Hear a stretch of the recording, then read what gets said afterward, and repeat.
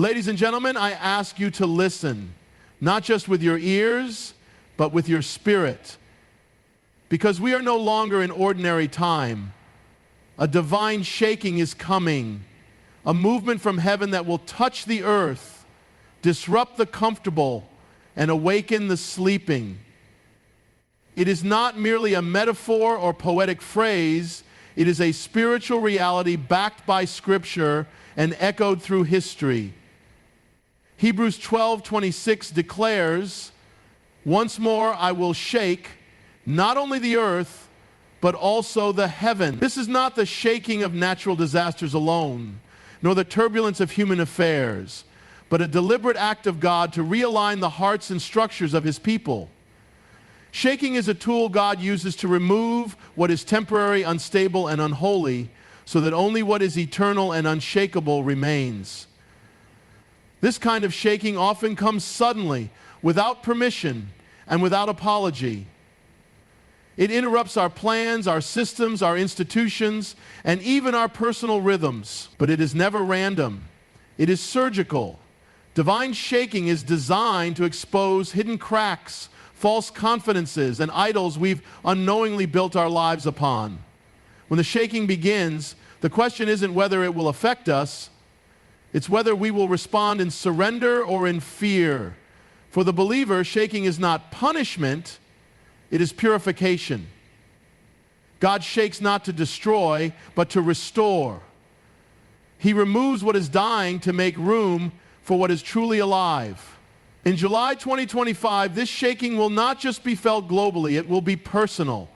Individuals will find their comfort zones disrupted, financial systems may tremble, political foundations may wobble, and even long-trusted relationships may shift. But through it all, God is not losing control. He is taking control. He is reordering things according to His divine pattern.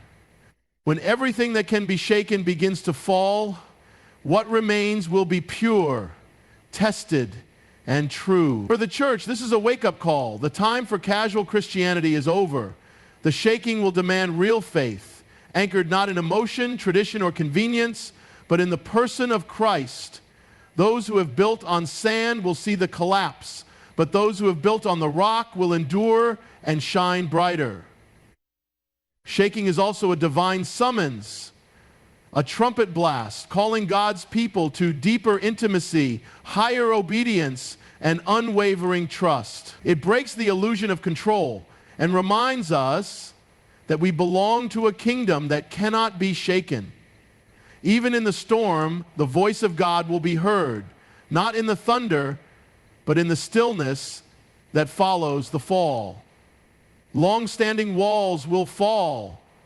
These are not just physical barriers, but spiritual, emotional, and generational fortresses that have stood in the lives of individuals, families, and even nations for years, sometimes decades.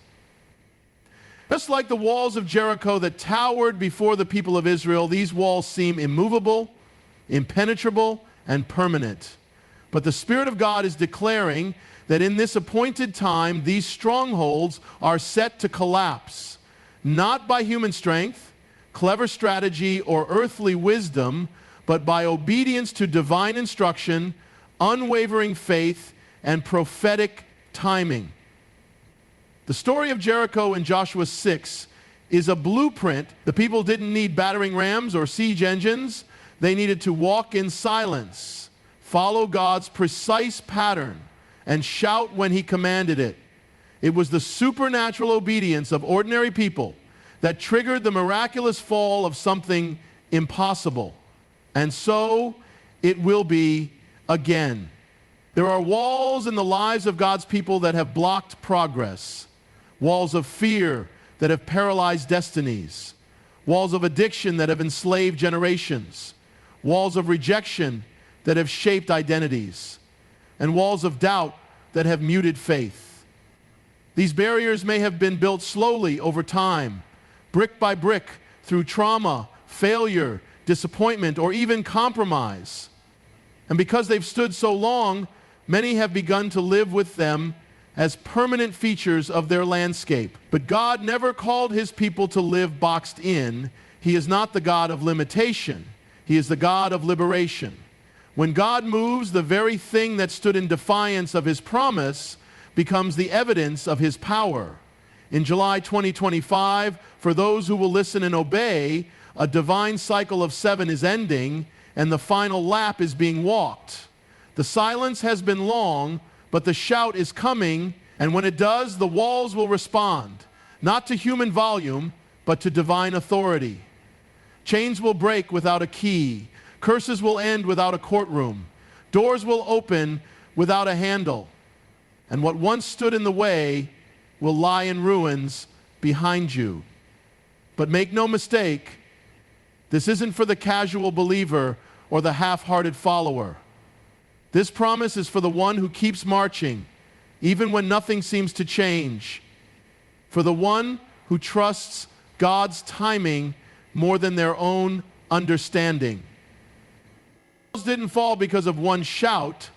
They fell because of consistent obedience. And so it will be now. The impossible is only impossible until God speaks. Unexpected doors will open. These are not doors you planned for, campaigned for, or even prayed for in specific terms. They are divine surprises, strategic openings in time and space that only God could create. Revelation 3:8 declares, "See, I have placed before you an open door that no one can shut." That verse is not a metaphor. It is a reality, and it is being activated in this prophetic season. In July 2025, some doors will swing wide not because of effort or qualification, but because of covenant. These doors represent assignments, alignments, and access points to new dimensions of purpose. They won't make sense to the natural mind. They may not even come packaged in the way you expect. Some may look inconvenient, intimidating, or unfamiliar, but they will be divine. God opens doors that serve his kingdom purpose, not just our personal comfort. He is not in the business of convenience. He is in the business of calling. Many are asking God for clarity, but what they really need is sensitivity. These open doors will not announce themselves with flashing lights. They will require discernment. Some of them will be small in appearance, like the door to a stable in Bethlehem, but they will carry weighty assignments. Others may be disguised as challenges, wrapped in discomfort, but they are actually thresholds to destiny. These doors will open suddenly, but preparation will determine whether you can walk through them. God opens what we are ready to enter. He will not give what we are not stewarding. For many, these doors will represent the fulfillment of long-buried dreams and words spoken in hidden places. Things that seem dead will suddenly come alive. Relationships that were dormant will reawaken. Opportunities that were closed for years will suddenly reappear, but this time under God's favor and not your own striving.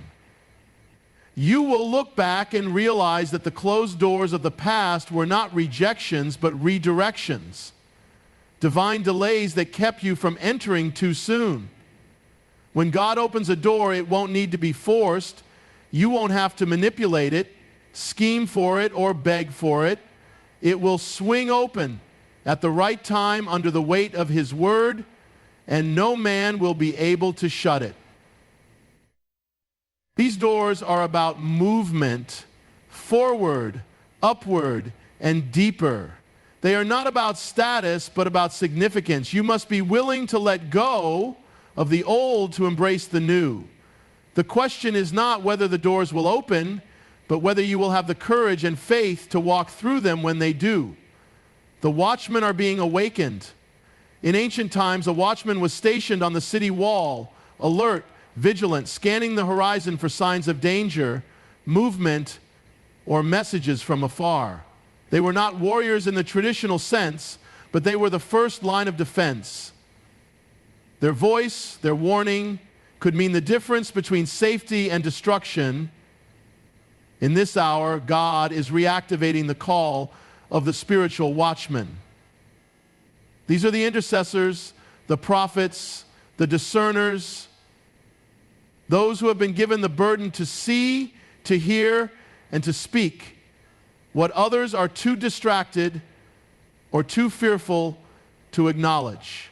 Many have grown weary, their vision blurred by discouragement, their voice silenced by rejection, their passion buried under the weight of delay. But July 2025 marks a divine awakening. The trumpet of heaven is sounding again, and those with ears to hear will rise. This awakening is not emotional hype. It is a spiritual summons. God is calling the watchmen out of slumber. He is placing them back on the wall. Some of them have been hidden, unrecognized by the systems of man, overlooked by platforms and titles, but known intimately by heaven. They are being stirred in the night again. They are being visited in dreams, impressed in prayer, pulled into fasts they didn't plan, and drawn into battle they didn't choose. Why? Because the watchman carries heaven's burden before the people even see the need. This isn't a popular calling. It's lonely. It's heavy. It costs you your comfort, but it births revival. It protects cities. It exposes deception, and it prepares the way of the Lord. Ezekiel 33 declares that God appoints the watchman to sound the alarm when danger approaches. If the watchman is silent, the blood is on his hands. This awakening is not just personal, it is urgent. Because darkness is moving quickly, deception is spreading subtly, and many are spiritually asleep. But God is igniting the voices that will not bow to culture or fear. He is raising up those who will stand in the gap, who will cry out between the porch and the altar, who will wrestle in the Spirit until breakthrough comes. This is not the time for entertainment, Christianity, or passive belief systems. This is the time for watchmen who see with clarity and speak with fire. The Spirit is not calling everyone to the same post, but He is calling many to watch. Some will watch over families, some over churches, some over cities, and some over nations. Their prayers will protect, their warnings will shift atmospheres, and their obedience will open heavenly gates. The cloud of God's presence is moving again. In the wilderness, the children of Israel were not led by maps or human plans, but by the manifest presence of God. A pillar of cloud by day and a pillar of fire by night hovered over the tabernacle, guiding them step by step through unknown territory. When the cloud moved, the people moved. When it stayed, they stayed. It was a divine rhythm of dependence, obedience, and trust. That same cloud, symbolic of God's tangible guidance and covering, is once again shifting in this season. July 2025 marks a transition, not just in circumstance, but in spiritual positioning. God is no longer blessing where you've been. He is calling you to where He is going. The presence that once settled on the old place is lifting because the season has changed. This movement is not always comfortable. The wilderness was never easy, but the presence of God made it bearable. What kept Israel from perishing in the heat of the desert or being consumed by their enemies was not their strategy, but their sensitivity to the cloud. In the same way, God is calling His people to a heightened sensitivity. There are places we've grown accustomed to, jobs, relationships, routines, mindsets that once carried grace, but now feel dry. That dryness is not always an attack. Sometimes it is the sign that the cloud has moved. And when it moves, you cannot stay behind and expect provision where there is no presence. This is a season where movement is obedience. Remaining in the familiar can become disobedience if God is calling you forward. You may not have all the answers. The next step may not be clear. But faith is not about clarity, it is about trust. The Israelites never knew the full route, but they knew where the cloud was. That was enough. God is not asking for perfection in this hour, but for surrender. He is leading people into new assignments, new cities, new ministries, and new alignments. Doors will open, relationships will shift, old wineskins will tear, and new ones must be formed. The cloud is moving, and those who follow it will walk in supernatural timing, provision, and protection. This is not a time to resist the pull of the Spirit. It is a time to pack up the old and prepare for the new. The cloud is the signal that heaven is advancing. When the presence moves, it means God is going before you. He is setting things in order that you cannot yet see. The blessing is not in the place, it is in the presence. July is a kairos moment, an appointed time ordained by God, not measured by clocks or calendars, but by divine intention and spiritual alignment. In the Greek, kairos refers to more than just time. It is the opportune time, the now moment, when heaven intersects with earth, when ordinary days are interrupted by supernatural possibility. In this season, July is not just another month, it is a prophetic threshold. The heavens are aligned for movement, for breakthrough, for decisions that carry eternal weight. While Chronos time is what we live in, seconds, minutes, hours, Kairos time is what God moves in. Is when the season shifts, the curtain opens, and the things that were once delayed are suddenly released. In this Kairos moment, there is a divine acceleration. Seeds that have been planted in previous seasons will begin to break through the soil. Delays that felt like denials will be reversed. Promises that have lingered on the edge of manifestation are now moving toward fulfillment. But this moment will not wait forever. Kairos windows are open for a time, and then they close. That is why discernment is critical. To miss a Kairos moment is to risk walking in circles for another season. God is not obligated to repeat instructions we've ignored. July is not the time to delay obedience, to rationalize rebellion, or to wait for perfect conditions. The wind of the Spirit is blowing now, and those who catch it will rise. This appointed time is also a testing time. Just as Jesus stepped into his public ministry in a kairos moment after 30 years of preparation, so many will be called into greater levels of responsibility, visibility, and purpose. But with elevation comes the need for consecration. The weight of this moment demands purity of heart, clarity of vision, and readiness of spirit. God is not just opening doors, he is examining hearts. Those who have been faithful in the hidden places will be called to the front lines. Those who have endured the refining fire will now carry the authority of the flame. In July, choices will matter more than ever. Alignments will either propel you forward or pull you off course. The words you speak, the steps you take, and the people you walk with will carry multiplied impact. Heaven is watching how you respond. Kairos is not just about blessing, it is about responsibility. When God moves, he invites you to move with him. This is a moment of destiny, a turning point that will echo far beyond a single month.